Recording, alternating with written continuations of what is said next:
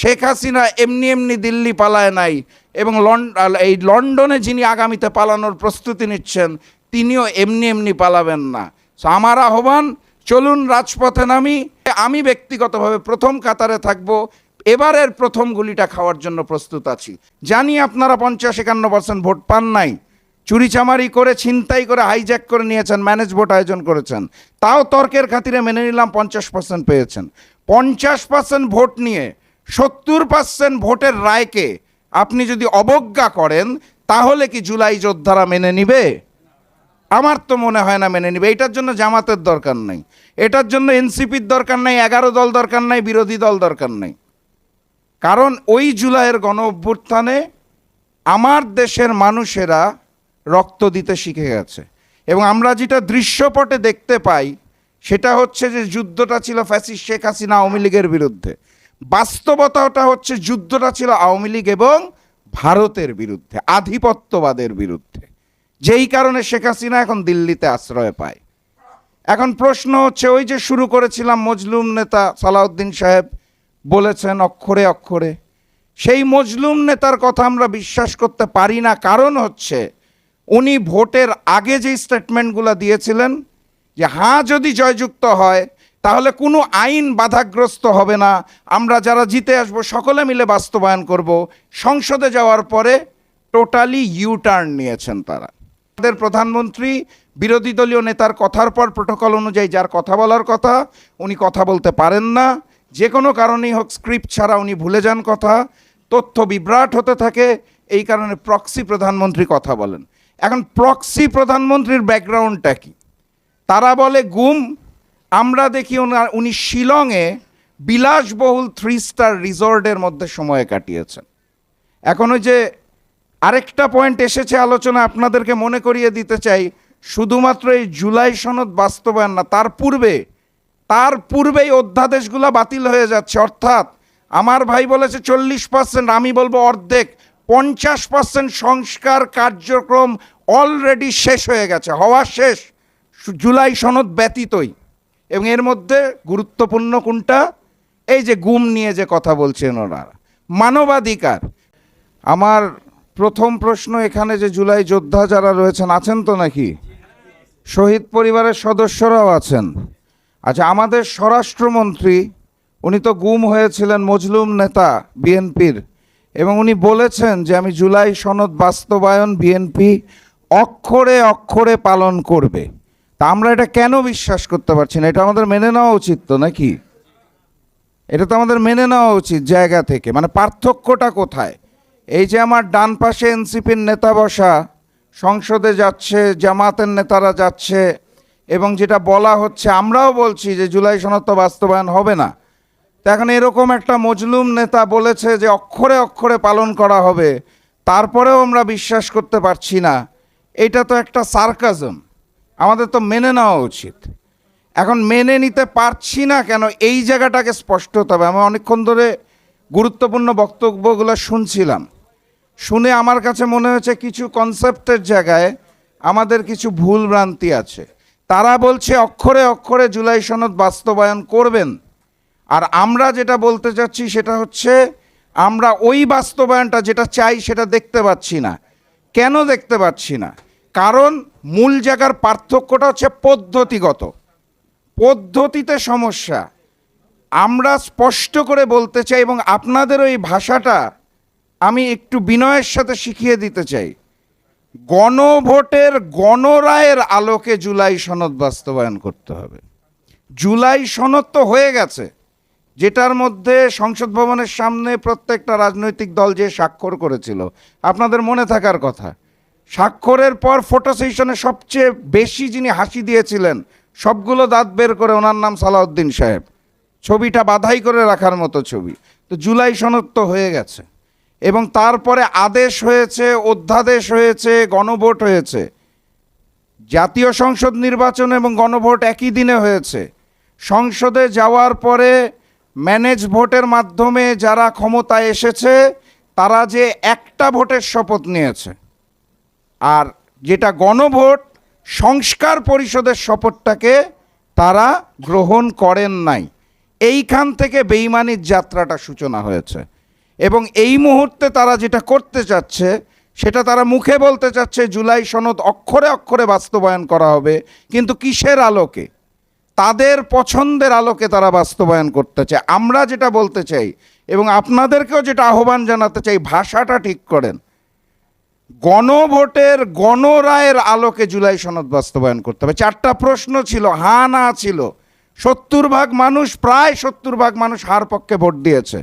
তারপরে আমি ধরে নিলাম তর্কের খাতিরে, জানি আপনারা 50-51% ভোট পান নাই, চুরিচামারি করে, ছিনতাই করে, হাইজ্যাক করে নিয়েছেন, ম্যানেজ ভোট আয়োজন করেছেন, তাও তর্কের খাতিরে মেনে নিলাম 50% পেয়েছেন। 50% ভোট নিয়ে 70% ভোটের রায়কে আপনি যদি অবজ্ঞা করেন, তাহলে কি জুলাই যোদ্ধারা মেনে নিবে?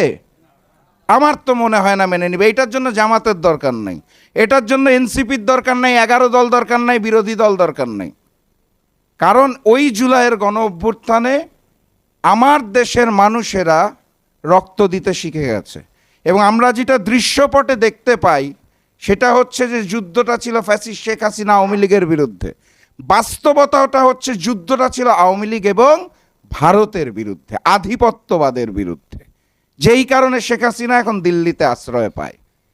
এখন প্রশ্ন হচ্ছে, ওই যে শুরু করেছিলাম, মজলুম নেতা সালাউদ্দিন সাহেব বলেছেন অক্ষরে অক্ষরে, সেই মজলুম নেতার কথা আমরা বিশ্বাস করতে পারি না। কারণ হচ্ছে উনি ভোটের আগে যেই স্টেটমেন্টগুলো দিয়েছিলেন যে হ্যাঁ যদি জয়যুক্ত হয় তাহলে কোনো আইন বাধাগ্রস্ত হবে না, আমরা যারা জিতে আসবো সকলে মিলে বাস্তবায়ন করব। সংসদে যাওয়ার পরে টোটালি ইউটার্ন নিয়েছেন তারা। এবং আমরা যেটা দেখতে পাই সংসদ ভবনে, যেটা আমার ভাই তুষার ভাই খুব সুন্দর করে বলেছে, আমি খুব সংক্ষেপে বলতে চাই, আমরা সংসদে যেটা দেখতে পাই সেটা হচ্ছে সালাউদ্দিন সাহেব ওখানে প্রক্সি প্রধানমন্ত্রী হিসেবে কাজ করছেন।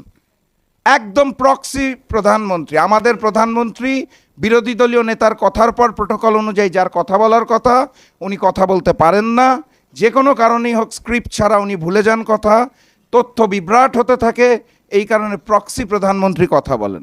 এখন প্রক্সি প্রধানমন্ত্রীর ব্যাকগ্রাউন্ডটা কি? তারা বলে গুম। আমরা দেখি উনি শিলংয়ে বিলাসবহুল 3 স্টার রিসর্টের মধ্যে সময় কাটিয়েছেন। এখন ওই যে আরেকটা পয়েন্ট এসেছে আলোচনা, আপনাদেরকে মনে করিয়ে দিতে চাই, শুধুমাত্র এই জুলাই সনদ বাস্তবায়ন না, তার পূর্বেই অধ্যাদেশগুলো বাতিল হয়ে যাচ্ছে। অর্থাৎ আমার ভাই বলেছে 40%, আমি বলবো অর্ধেক, 50% সংস্কার কার্যক্রম অলরেডি শেষ হয়ে গেছে, হওয়া শেষ, জুলাই সনদ ব্যতীতই। এবং এর মধ্যে গুরুত্বপূর্ণ কোনটা? এই যে গুম নিয়ে যে কথা বলছেন ওনারা, মানবাধিকার, বিরোধী দল দমনের জন্য পুলিশ, সুপ্রিম কোর্টের বিচারক নিয়োগ, দুর্নীতি দমন কমিশন, অর্ধেক তো শেষ। একটা ফ্যাসিস্ট সরকার গঠনের জন্য, স্বৈরাচার গঠনের জন্য যা যা গুণাবলী প্রয়োজন সেই সংস্কারগুলো তো অলরেডি শেষ হয়ে গেছে। আমাদের হাতে আর অপশন রয়েছে বাকি অর্ধেক। ওই যে গুমের কথা বলছিলাম, আমাকে গুম করে দেওয়ার আগে এতগুলো মানুষকে সাক্ষী রেখে 2টা ছোট গল্প বলে আজকের আলোচনা আড্ডা শেষ করে দিব। প্রথম গল্প, আমাদের প্রক্সি প্রধানমন্ত্রী, উনি নাকি গুমরত অবস্থায় ছিল। 2023 সাল আমরা ফ্যাসিস্ট হাসিনা বিরোধী আন্দোলন করছি, বিএনপির নেতৃত্বে আমার দল জাকপাও, আমরা তখন 12 দলীয় জোট। গেলাম গুলশান অফিসে, জনাব তারেক রহমানের সাথে স্কাইপিতে মিটিং হবে। স্কাইপি ওপেন হলো, আমরা দেখলাম স্ক্রিনের মধ্যে এক পাশে জনাব তারেক রহমান, আরেক পাশে নুডলসের বাটি হাতে নুডলস খেতে খেতে সালাউদ্দিন সাহেব। একজন গুমরত ব্যক্তি শিলংয়ে বসে আমাদের সাথে বৈঠক করছে আমরা কিভাবে আন্দোলন পরিচালনা করব ইন্টারনেটের মাধ্যমে দিল্লি সরকারের আওতায়। এ কি সম্ভব? আমরা হতভম্ব হয়ে দৃশ্যটা দেখলাম, বের হলাম, নিজেরা মুখ চাওয়াচাই করলাম যে কি আন্দোলন হবে। সেদিনই বুঝে গিয়েছিলাম আন্দোলন আসলে হবে না, বালুর ট্রাকও নড়বে না, ঈদ আসবে ঈদ যাবে, আসলে কিছু হবে না। আল্লাহ যেদিন কবুল করবে তার আগে আমরা আসলে পারবো না, এটা আমরা বুঝে গিয়েছিলাম ওই দিন। এবং আলহামদুলিল্লাহ আল্লাহ কবুল করেছিল দেখে জুলাই যোদ্ধারা জয়ী হতে পেরেছে। আমরা কিন্তু পারিনি, রাজনৈতিক দলরা পারে নাই। গল্প 1 শেষ। গল্প 2 হচ্ছে এই যে আমার ভাই আমাকে ইঙ্গিত দিয়ে গেছে, এটা নাকি আজকে বলতেই হবে, এটা বলা হয়নি, এই কারণে বলতে বাধ্য হচ্ছি। বিএনপি নেতৃত্বাধীন যুগপৎ আন্দোলন, আমি ছিলাম 12 দলীয় জোটে, জাতীয় গণতান্ত্রিক পার্টি জাকপা।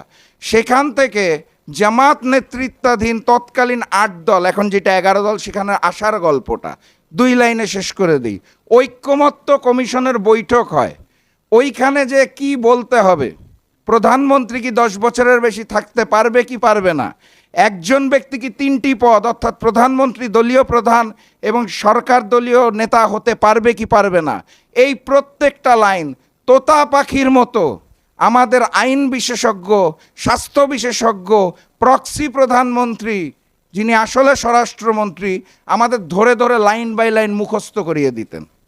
সেই দিন প্রথম প্রতিবাদ করেছিল তারেক রহমানের যেই বিএনপি, সেই বিএনপিকে সম্মান জানাতে পারছি না বলেই চলে এসেছিলাম। এখন সর্বশেষ কথা করণীয়, যেটা বলেছিলেন, অনেকে অনেক প্রস্তাব দিবে। আমি যেটা বিশ্বাস করি, অতীতের লড়াইটা হয়েছিল আওয়ামী লীগ এবং ভারতীয় আধিপত্যবাদের বিরুদ্ধে, সামনের লড়াইটা হবে বিএনপি, আওয়ামী লীগ এবং ভারতীয় আধিপত্যবাদের বিরুদ্ধে। সেই লড়াইটা যদি আমরা করতে প্রস্তুত থাকি, তাহলে রাজপথে নামতে হবে।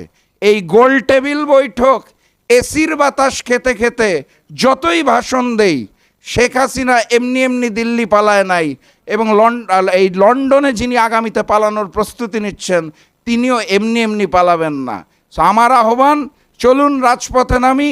আমি আমার জায়গা থেকে বলতে পারি, ব্যক্তি হিসেবে আমার দল থেকে আপনারা যদি রাজপথে নামতে চান, কারণ এটা আপনাদের দাবি, রাজনৈতিকভাবে আমার দল জাতীয় গণতান্ত্রিক পার্টি জাকপা আপনাদের সাথে থাকবে। আমি ব্যক্তিগতভাবে প্রথম কাতারে থাকব।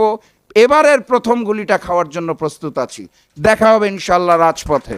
বিজয়ের পথে যাত্রা শুরু, জীবন অথবা মৃত্যু। আসসালামু আলাইকুম।